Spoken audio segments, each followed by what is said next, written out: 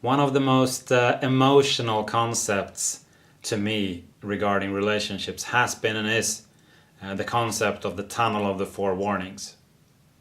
The entrance to this tunnel can be quite innocent. It starts by telling a white little lie. It might not even feel like lying, but it's a white little lie. Or you might even not feel that you're lying because I'm just not telling the whole truth. But that is usually the way it starts. And it starts with the first warning sign, which is called resistance. This is right at the entrance of the tunnel.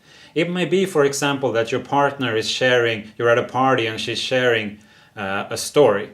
And in your mind you go like, oh no, here she goes telling that story again, or here he goes telling that story again.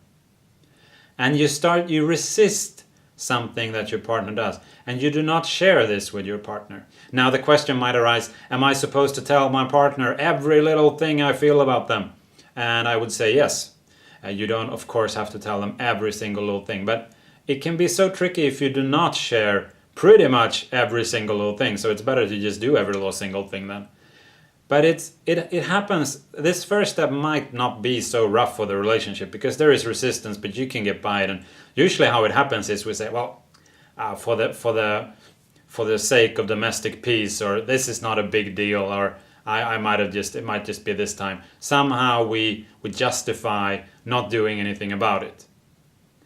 Then what can happen is, over time, we can continue moving in the tunnel if we do not share that truth within us, our experience in a mature way with our partner. We come to the next step, which is resentment. Then this has gotten one step stronger, and if the same thing happens at the party, your partner, your spouse, starts telling his or her story, and you go, in your mind you go, I really hate it when he tells that story or she tells that story. And you have actually started resenting your partner. And this can start to affect the passion in the relationship. Because if you don't share how you feel about this, it's got a more of a charge, and this starts to usually act out in different situations where you have these thoughts and experiences towards your partner and you're not sharing them. Because again, you might be thinking, I don't want to disturb the domestic peace, or whatever it is, kind of explanation you make up. So it moves on. And the next warning sign, it's getting really dark in the tunnel by now, and you come to rejection. And this is a more active, where you start to distance yourself from your partner. When this happens, for example, you hear that same story again. There's a distance between you, and if your sex life has not started being affected yet, it will definitely deteriorate here. It will dry up. If you still do not share how you feel about this thing that was a small little resistance in the beginning that has now grown to a rejection, something that is starting to put in many different aspects of your relationship, is hurting the intimacy and putting a distance between yourself and your partner.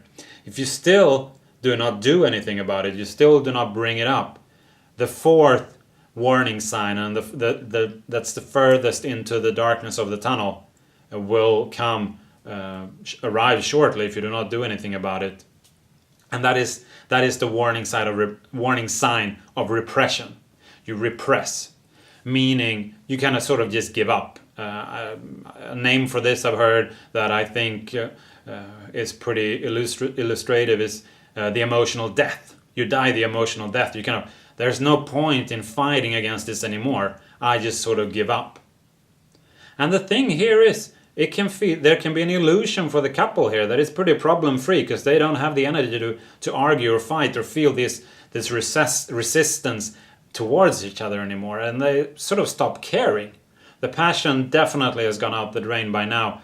And to people outside the relationship, this relationship can seem like, oh, they must be having it pretty good together. They don't fight, I don't hear them argue with each other, they treat each other with what seems like respect from the outside, and then one day you hear they're getting a divorce and you wonder, where did that come from? So it's sort of like sweeping under the rug, starting in the beginning with the resistance. You sweep under the rug. If you keep on until you can't even get into the house anymore because this rug is so tall, such a big pile under the rug. So what do? Well, the thing is, you need to return to the truth. You need to get back to the truth, and this will take some courage. You need to start opening up again and sharing that in a mature way. Feedback is a good tool here, how you experience your partner, and doing it in a non-aggressive way. But at least whatever way it comes out, you need to be more open and start sharing the truth again. And the tricky part is, when you start doing that, no matter where in this tunnel you are, the response from your partner and the effect of your change in yourself, if you make this decision and go against maybe your fears and dare to open up again, is when you become more loving and more open and share, they might not immediately respond like, oh, how wonderful. They might be traveling backwards to the tunnel, and you might get a storm of different things that you might not want to hear, but that they need to get out of their system.